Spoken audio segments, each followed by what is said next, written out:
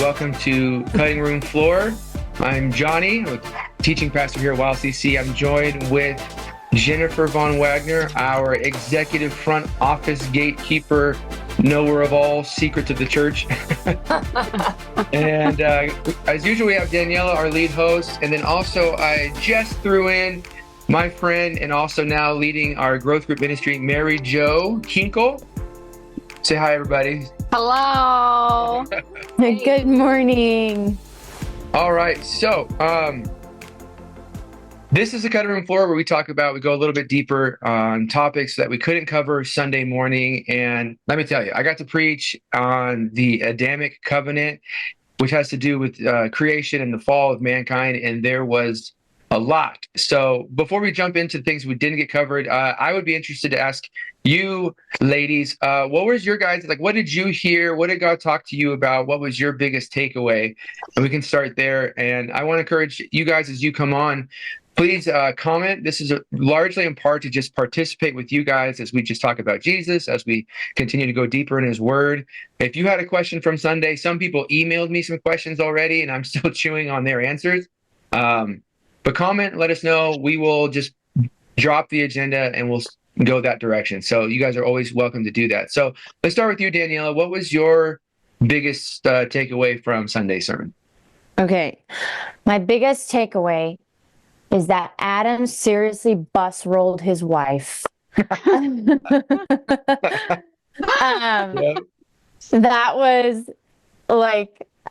was so funny hearing that perspective, that Adam basically just threw his wife under the bus and was like, it was her. She ate the fruit.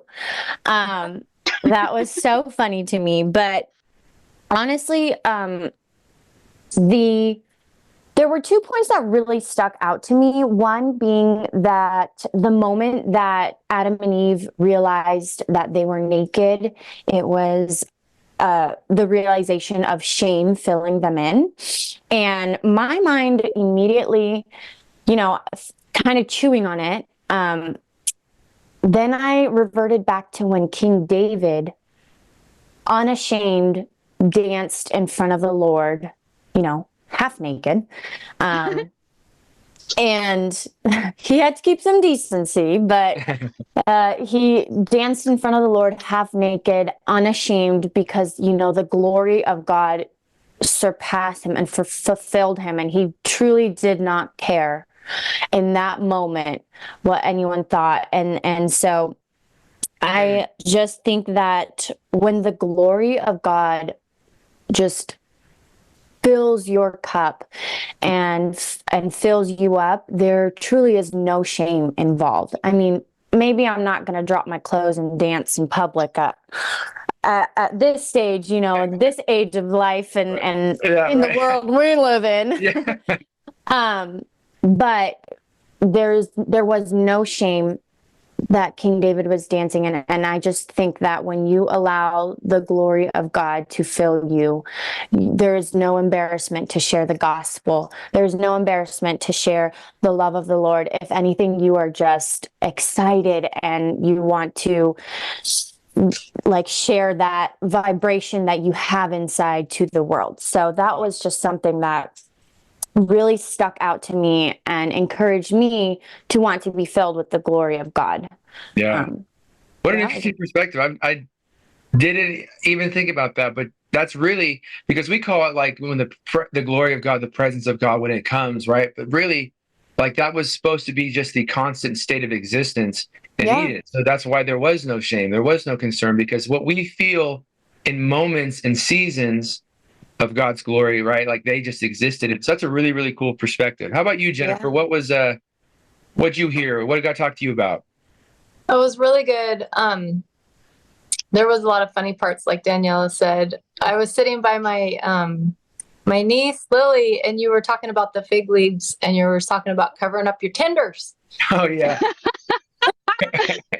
And she's a teenager. She's like, oh my gosh, did he just say that? So I was like, it was a little funny, to sit there and, giggle with her or whatever. But seriously, it was really good.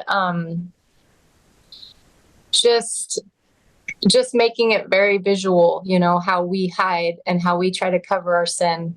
And they literally did that. And it just really good message. Yeah, that was not a premeditated sentence. Obviously, I probably put some more thought into that, some more tact.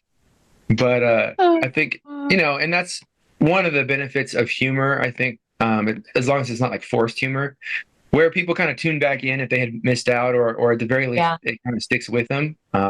Because that was a really central and serious point that I was trying to make. So I'm glad that part stuck. The fig leaf illustration. How about you, Mary Jo? Oh my gosh. Well, I've got two. That part was hilarious. I died. I usually have my teenager in there with me, and he wasn't. And I was sad that he wasn't, because I was just like, I think that would have been hilarious. Yeah, there were two kind of points that stuck out to me in Sunday's sermon. And the first one was, Johnny, when you said it's kind of like a triangle, a three-way relationship, God at the head, and then Adam and Eve, and how Eve in this chain reaction, she made this choice, and then following that, Adam bus rolled his wife, and then it kind of broke open, so she made her choice, and then he made his. Yeah. And it kind of was like, that's kind of, what sin does. It's a chain reaction. It snowballs. Yeah. And especially, marriage is a covenant. And so, yeah, it's all about choice and free will. And both Adam and Eve used their choices in not great ways. My second one was something that I took into my heart, was like the fact that the serpent questions Eve's obedience, because he doesn't know Eve's obedience. He doesn't know if she's going to say yes or no. He's trying to poke at her and figure it out for himself. And so, he questions her obedience, but then she allows his craftiness to kind of fill her mind. And then she then starts to question her obedience, which is in real life here now, where we are, that's the same thing. The enemy absolutely questions our obedience every single day. And sometimes we question our obedience. And like I said before, it's all about choice. And I think that really stuck out to me, just the fact that he didn't know what Eve would say. Yeah. Which I think, if she had known that he wasn't secure in what he was saying, she probably would have questioned him versus question God. Right. And so, that definitely stuck out to me. There's something Paul says in the New Testament. It says that we're not ignorant to Satan's devices, his tricks, his strategies. But Eve was, right? This is a first encounter. At least in the text anyways, God seems to be pretty content with not sharing everything with us. So it's fun sometimes to think outside of the text, like what is inferred and what might have happened before or after that's not written.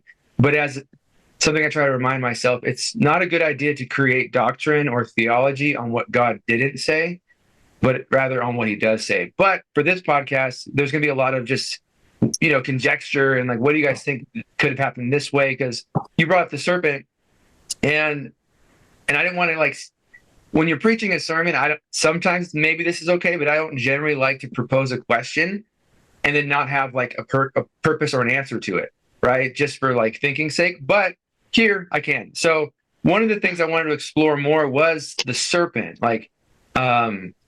It's talking, right? So its curse has all these inferences that now it's going to crawl. So what was it doing before? So I'm interested to know, what have you guys been taught? What have you thought? Have you had any kind of preconceived idea on the serpent in this text? What was going on? What was it looking like? How about you, Daniela?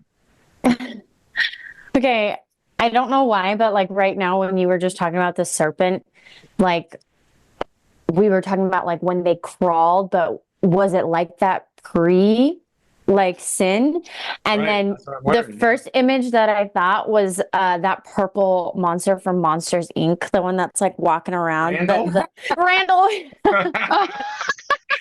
Like that's exactly what I first thought, and I'm like, There, can you that's it. imagine if like snakes, if that's what they were like pre-sin, and they're just like walking around like Yeah, right. I mean, Randall style. Monster Inc. horrible. got it right, but I don't know.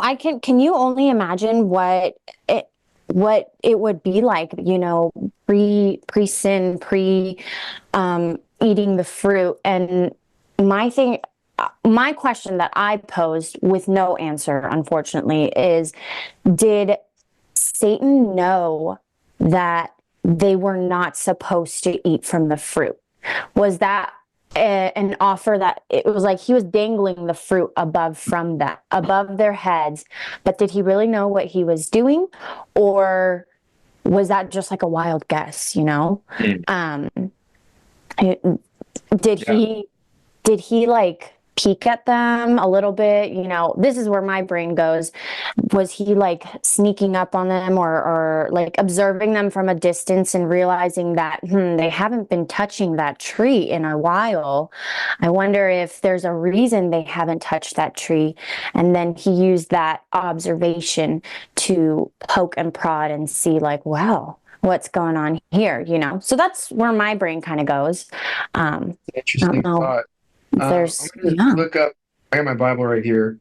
A passage that I barely went into on Sunday, but it really describes Satan before he lost his position in heaven, his role, his and description.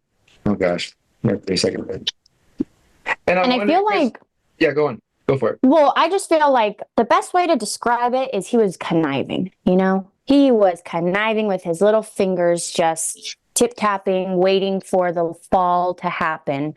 And so that's why I question, like, if he had premeditated that, or if it was an observation that he had made within the garden, and just questions that arise within me personally, and, you know, just curious. But ultimately, we all know that he's just a conniving little man. He's a liar. Right. What do you think, Jen, about her question? The question?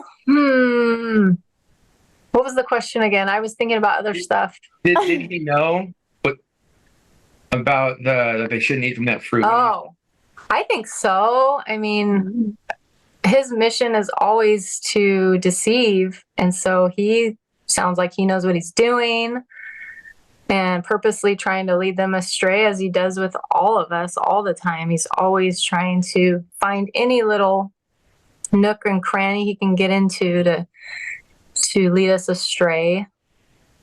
Are you looking like biblically? Is that what you're looking for? So the passage that I think of here in Ezekiel 28, it's so interesting because the start of the chapter, it's this curse and this pronouncement against a ruler of Tyre, but then after it, the language changes and it goes to the king of Tyre, like this above the actual earthly ruler, and then it calls him a cherubim. So this is why we say it's Lucifer, it's Satan. But the first thing it says is, you were the seal of perfection, full of wisdom.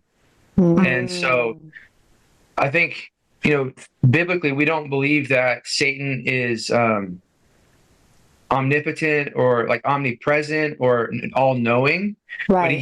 but he is ancient and he is wise, right? So I, without having any kind of verse to point at, I would agree with Jen and say I think he absolutely knew, you know, what God had, what the covenant was, what the defined relationship was, and in his mind he saw a way, you know, an opportunity to get at God. That's the stance I take. I mean, another interesting thing, like you're saying, we don't really know how long it was from day 6 and 7 and to where the fall happened. Like, because they were made on day 6 and he rested on day 7. And already people have an argument on were those actually days or were those time periods? I'm not smart enough to think outside the box like some people are. I'm just like, the sun came and the sun went down and it was the 5th day. That sounds like 24 It was a hours. day. I don't know. Yeah. But we don't know how long they were in the garden, together before this incident happened. Because obviously it all happened so quick. It seems like they were in there for like 15 minutes and Eve got sidetracked, walked over to the wrong side of the garden, and Satan was waiting there. But we don't know, because maybe it could have been more of a scoping and watching and setting up. Right. Yeah. So, but he's wise. So I always encourage people, like, you don't have to be afraid of Satan and the powers of darkness because his dominion and his power has been taken from him. But you don't be stupid. Like, don't go poke a bear just because, it's got its claws pulled out or something like that. It can still find a way. Because it's fun. Yeah. Punch you in the face or something. So, Mary Jo, how about you? What do you think? What was your, before Sunday, what were you taught about the fall and the serpent? What imagery did you have coming into that? Have you heard that before? Like, what's your story? Yeah, I know that he says you're going to crawl on your belly. So then I kind of, when I hear that, I'm like, so he wasn't before. So I haven't really thought of what he looked like. But God can do anything. So like, he could have just made him into a nasty little snake right there. I mean, who knows what he looked like before? Maybe he was, I don't know. Maybe he looked like Monsters Inc. I don't know, but Randall. Yeah. I've never really tried to imagine it. But I think it's kind of scary. But yeah, I don't know. I've never really had a preconceived idea of what he looked like or what that looked like before he was a snake. Mm-hmm. Yeah. But one thing that you were saying about like the days and how long, like, were they days, were they seasons? I remember you saying on Sunday that, God had a relationship with them before she ate the fruit, before they ate the fruit. And he'd walk with them in the garden. And he spent time with them. He had a relationship with them. He was with them. And I think maybe that is one way that, Satan kind of was able to figure out what was right there and what was wrong. He wanted to defile them in any way that he could. And if they were walking with God through the garden all the time and God told them, don't eat from this tree, Satan's little light bulb is going to go above his head and go, oh, okay, I need to get someone to eat from that tree then. And so, like, I don't know. Yeah, you say we don't know how many days, because it does seem really, really fast. But I feel like on Sunday, I thought I heard you say that, God would walk with them through the garden. So they must have spent some time, relationship with him, walking, doing the things, because when he called out to them and they were hiding, that wasn't normal. It was usually them running to him and being like, they're together. And so maybe, Satan was just creeping, listening, trying to find the right time. Yeah. And, maybe he was just waiting for the right time for God to not be walking with them and found his opportunity. But yeah, as far as him turning into a snake, I don't know. I cannot think of what he looked like. I'm kind of scared to imagine it. Some people, it'll come to me in a dream. As I was studying, it's definitely nightmare fuel. Some people believe that he would fly, right? Because I don't know where they get that horrible. from, but that he had some sort of superior intelligence, that he could talk, he could fly, he was shining. Because what's really interesting, and this is totally like out there, and Lord forgive me if it's heresy, but like I wonder if that was true, and this serpent had some sort of, like, he was the most cunning over all animals. Maybe he was somewhere in between humans and animals. I don't know. Maybe so the first part of the curse in 14? And the 3:14 is specific to that creature, the serpent. But then 15 is specific to Satan, the spiritual Mhm. entity. So then, I'm like, what's the marriage there? Was the serpent deceived before Eve was? Some people think, was the serpent possessed? Either way, this serpent got dished, a bad deal, whether he was in cahoots or he was a puppet. Like, that's just wild to me, because he, like, literally part of the blame goes to this creature, which Yeah. we now interact with as a snake. But like, what happened there? Like, Yeah. No, that's a good question, because I think, like, growing up, I think since I was a little kid, you see artwork or pictures where he's a snake and that's Satan, you just assume, because that's how it's simply told, especially as a child. But the more you dig into it, you're like, because he was a fallen angel, so he wasn't a dragon or whatever. I think dragon, Right. I guess, where I go with it. right. And so what happened there? Like, did he possess this animal, like you said, or what was I gonna say? Hmm.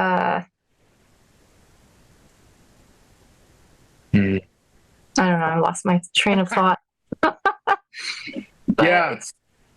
it's weird to think of him as a creature like that, but I think we've accepted it with our upbringing. But you mentioned in your sermon, I think it was in Revelation, about they called him the ancient serpent.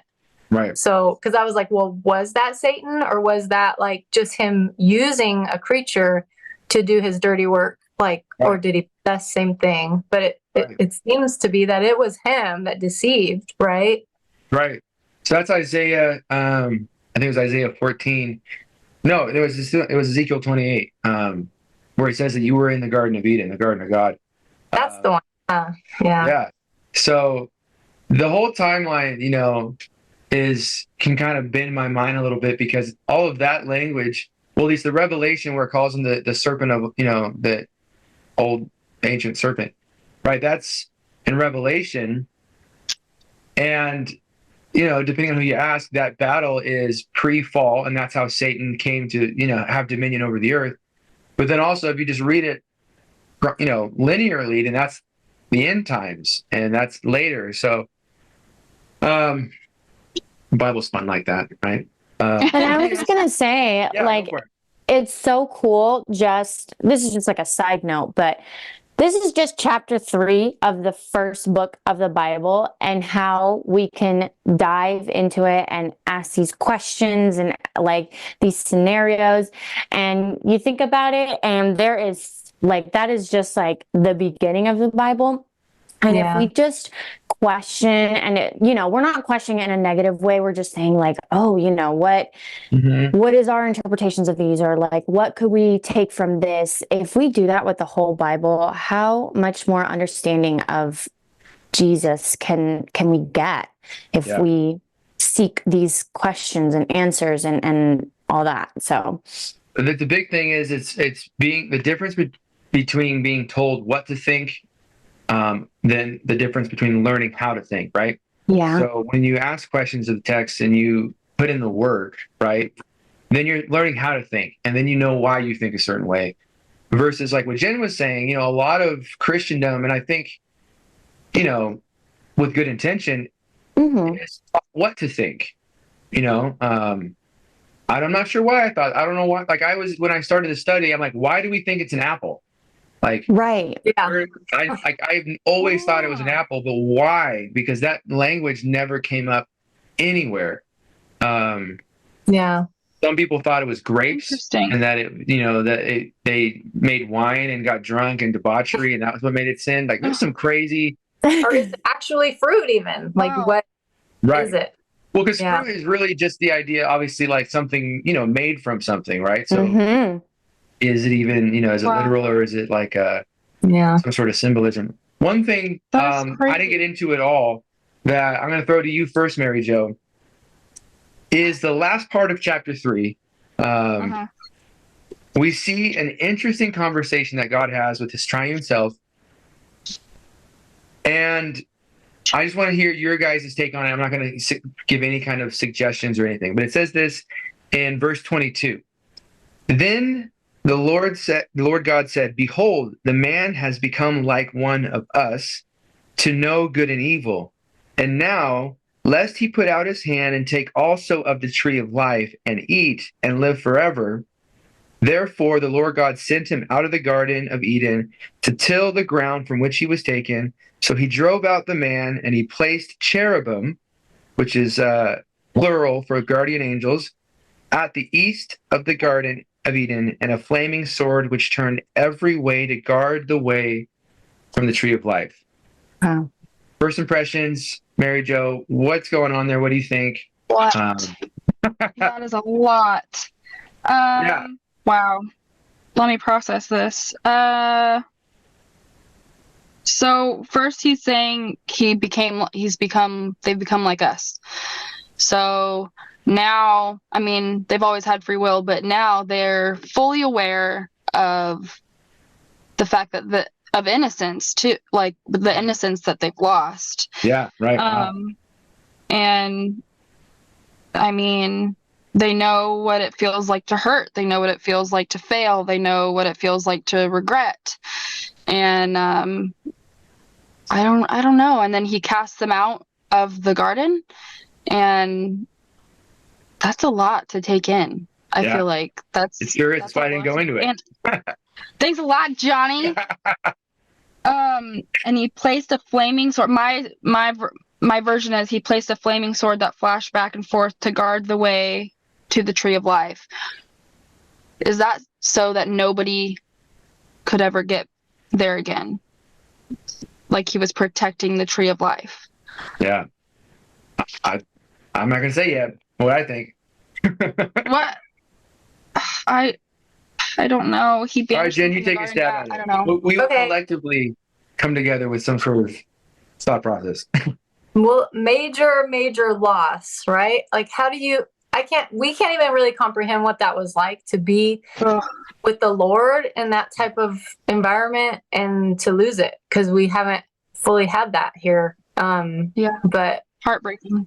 I think it's the way we are, though. I think that it's like we have to experience something hard to know that we depend on the Lord. It's like our nature. Like we always have to turn from him and then realize we need him. Yeah. And so sometimes I get stuck and think like, sometimes we want to blame Adam and Eve, and it's like, okay, we would have done the same thing. Like it was Yeah. going to happen. Yeah, right. But yeah, major loss. They try to go from like just everything's good. Like you talk about them being naked before, and I'm thinking like, ow, like how do you sit down? But like, Right. nothing like that. So it's like I can't really Right. wrap my brain Perfect around temperature. There's no thorns. Right. what we lost. Yeah. Sunburns. But Hmm. yeah, I don't know. Yeah, what became of the garden? You know, like Right. is it there is a reminder? You know, did they see? Did they Yeah. walk by and go, "Oh, look at that! Remember that?" You know, like we can't go Wow. back there. Wow. Sad. A It's really reminder. sad. That's good. I've always thought too, before I go to Daniela, because in Genesis chapter 2, at the back half of it, it starts listing off all these rivers that come out of the Yeah. Garden of Eden. And some of them, there's, whether it's the same river or not, I don't know, but it's the same name. And so I always thought, has anybody tried to find the Garden of Eden? Like a good Pirates of the Caribbean movie, right? Yeah. Yeah. Cool Has anybody movie. tried to find it? Like, Yeah. Yeah. I don't know. But Johnny, you better have rights for that movie. Write them down. get some royalties on it. Okay, Danielle, what do you think when you hear that God is having this conversation and he says, Yeah. we better close the door, the way to the tree of life, because now they're like one of us and they could live forever. What do you think about that?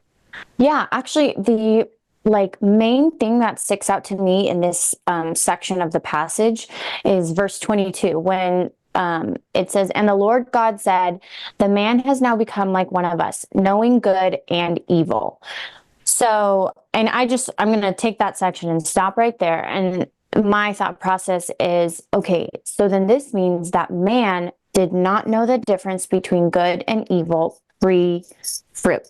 Mhm. Can you imagine a world where we like had no knowledge of evil, had no knowledge of like a negative emotion, a negative feeling, a negative action, a negative behavior.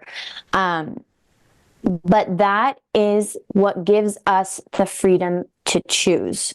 That is our free will right there, having that knowledge. So I think from the beginning, we've always had free will. Literally, it was up to Eve to choose to eat the fruit or not. But ultimately, choosing that choice is what led to that downfall, you know. But it was necessary for all of us to be able to have that free will. And so, kind of like we were saying earlier, like what Jen was saying, if it wasn't going to be Adam and Eve, it was going to be somebody else. Because we do need to have that free will in order to intentionally choose God. This is like going back to last week's podcast where we're talking about being intentional and choosing to have a relationship with the Lord. So when God said, man has now become like one of us, knowing good and evil, having the ability to choose good or having the ability to choose evil, that is just our free will right there. And, you know, what happened years ago. We were mere iotas of thoughts when it happened, but to know that God had all of that planned out and in effect is just mere proof of how all-knowing, omnipotent the Lord is. So it's just, it's a good reminder of how creative our Creator is. So what do you guys think on, so 22 is his thought process and 23 is his action. Let's go with this. Why did God send them out? What do you guys think? Was it because the reason I'll start kind of, I guess, hinting at my thought process. God sounds almost threatened, I feel like, in this text. And I think that's errant, obviously. But when you just read something like this and you're talking like, oh, dude, like they just got, like, they're like one of us now. Like, now we got to separate us. Like, so what do you guys think is actually going on? Or do you think it's just that base level of God is sensing he doesn't want to have a rival? Like, what do you guys think about that? Let's go back to you, Mary Jo. Yeah. I mean, he created this beautiful, perfect space for Adam and Eve. I mean, he created it just for them. And then they did what they did. And I wonder, you know, he's the all-knowing God. Like, he knew they were going to do that. However, he still is so, I don't know if disappointed is the word, but like to send them out and close it up, you know, from anyone else, like that was such a special place. And I think it kind of shows like a place like that is still available to us in heaven. But he knows that like humans are gonna we have free will and we don't make the right choice. We continue to not make the right choice, right? Like Noah, right, like he wiped everybody out except for Noah and his family, but even still Noah messed up anyways. And like I think God just kind of is aware, like with our free will, all of us are Adam and Eve in our own way. And he tried to maybe see how it would go, and then he tried to see how it would go again, and then we built a tower, and you know, there just it just is a pattern. And I think that's why heaven is heaven, and that's why free will and having faith in Jesus Christ and choosing him is, I mean, that's the whole point of it all, because we're not perfect. We were made perfect by God, but yeah, we're just some dumb humans who make Yep. these choices that God's just like, why do you keep doing this? And yeah, I guess that's why heaven is just why we look up to it so much, because there is no place here for us perfect like that, like he tried to do with the garden. I don't know. That's just kind of my thought process on it. Like, it's so special. Like, he made it so special, and like, we don't deserve that. We're not worthy of a place that perfect and special, and to be with God when we're walking around like hooligans. And so, heaven is this place is not our home. Heaven is our home. Like a new Eden. Yeah, and was the beginning, was Eden was our home, but we messed it all up. Yeah. And so now God's like, okay, you guys figure it out down there, and let's see how we can do with a free will and relationship, and heaven's here. Yeah. So. All right, Jen, what do you think? Why did God kick him out? Well, like you said about the verbal part, like they know what we know. Knowing the nature of God, like there's no way that he has a rival. Like, so, I mean, even though it reads like that, I know what you mean, but it's like, no, like, it's just, I'm not really sure why it's said that way, but they literally took the choice to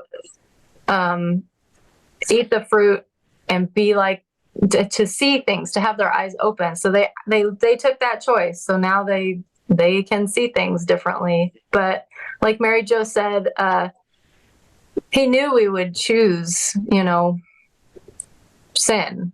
And so he made a way, by sending his son. And that was the plan all along, because he obviously already knew we were going to do what we were going to do throughout the whole, pattern, like she said, just constantly turning away and coming back. And so that took care of it, to where we can be redeemed. Thank God. Yeah. I don't know why he cares so much about us. Praise God that he does, right? Like, honestly, though, that's the real question. Yeah. All right. Danielle, give me your spiel. Yeah. Share my quick little synopsis is I have a little different take on it, and I actually think that God sent them out of the garden and set them aside as an example of what happens when you choose evil. Yeah. When you think about it, the Garden of Eden was filled with all of his creation, day and night, animals, everything that the Lord created. And then Adam and Eve were built in the image of perfection, right? They were created by the Lord, but when they chose evil, I think God said, this is what happens when you choose evil. You are removed from my presence. You are removed from my place. And although that the Lord gave Adam and Eve dominion over all of, the Garden of Eden, and said, you are to manage this, he took that privilege away when they decided to choose evil. And even if it was just an example for the animals, I mean, how do we know that the animals back and when the Lord created the Garden of Eden, how do we know that they couldn't decipher what was good and evil? How do we know that those animals didn't understand what was happening? What if they did? I mean, if a serpent was able to be connived and deceived by Satan himself, why won't other beings understand good and evil? I mean, obviously we're in a different era now where an animal is an animal. It's different. Like, you can't expect a lion not to kill because that is their source of food, Yeah. But I think what God did is he chose to set them off as an example and say, this is what happens when you choose evil. I'm still with you. I will go where you go, but you will not go where I am. Yeah. I love that we all have different takes on it. That's the cool thing. Yeah. About Christ. You just see things differently. I think I can't pretend to understand how God can be outside of time and know all things and have a plan and purpose in it that while still involving free will. I can't understand Sure. that. So the things I say might infer other parts of things I may not even mean. But I think God kicked them out, and he kicked them out specifically because of the tree of life, right? As an act of mercy. Because obviously their track record so far is 0 for 1 on making good choices. And now they've broken covenant, so their relationship with God has been severed. Sin has entered into their heart. Death and decay have started and begun. And they would obviously, I think, like Mary Jo said, in our nature, would obviously, God knowing, would have gone and taken from the tree of life as well. And then I think so the inference is they would have then been like stuck forever in a fallen, decrepit, sinful state. So now imagine a world where there is no indwelling of the Holy Spirit. It's just death and decay, and these creatures don't die. And they just carry on forever. And so I think it's less about like arrival and whoa, like, hey, you can't have the cheat code to being God or whatever. It's more like, no, that there is no worse punishment. Like what we know to be true, right? Eternity separated from God, we call that hell. Yeah. And essentially that's what that would have been. The tree of life would have been hell for them. And then I guess they would have still been able to procreate. I don't know if the tree of life would have passed through. Would everybody stay alive eternally dead in their spirit? Like that didn't happen, and God still had to wipe the world clean in Genesis 6 or 9 or 7, whatever it's at. I'll figure it out soon. So because growth is a part of the garden, is a part of God's original design, things growing, things advancing, things happening over time. So I feel like instead of growing in relationship with God, because the tree of life wasn't off limits, they just picked the wrong tree, you know, like they could have eaten from the tree of life and been within covenant and lived forever in relationship with God. Obviously the tree of knowledge of good and evil still would have been there and still would have maybe been a temptation. I don't know how that could have played out, but they just picked the dang wrong tree, you know, like, and so God in his mercy, not wanting his creation to live forever separated from him, right? He blocks the path to the tree of life and then sends another to die on another tree, which would become our ultimate tree of life, which would be the cross. So that's a take on it. Yeah. I think it's kind of out there because I obviously have no way to justify any of that except for just other scriptures. But I think God is just, even when he looks angry and even when he sounds mad and even when it's hard to see maybe sides of God we're used to seeing, like he's still everything we know him to be. He's still merciful. He's still good. He's still just, right? He was absolutely moving in justice when the animal died, when their spirits died. Like that was justice because that was an express relationship covenant. That was part of the deal. But then at the same time, he's merciful and he's finding a way to go around his own like justice, right? He's judge and juror and victim all at the same time.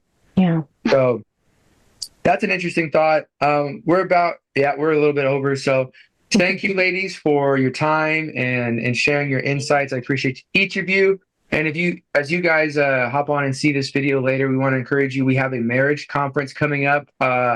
When, Jennifer? February 9th and 10th. It's a 2-day event. And when does it start? The 9th, 6 to 9, and the 10th, it goes from 9 to noon. We went last year, and it's a lot of fun. Our speaker is very great, very engaging, very funny. It's a good time. Yeah. But he's also just the stuff that we learned last year, very practical about being in balance with your partner. So I'm excited for this year, and hope you guys can join. You can sign up on our website, YosemiteLakes.org, or if you come on a Sunday, you can do it outside the front. So thank you guys for joining us for another Cutting Room Floor, and we will see you next time. See ya. See ya. Thank you.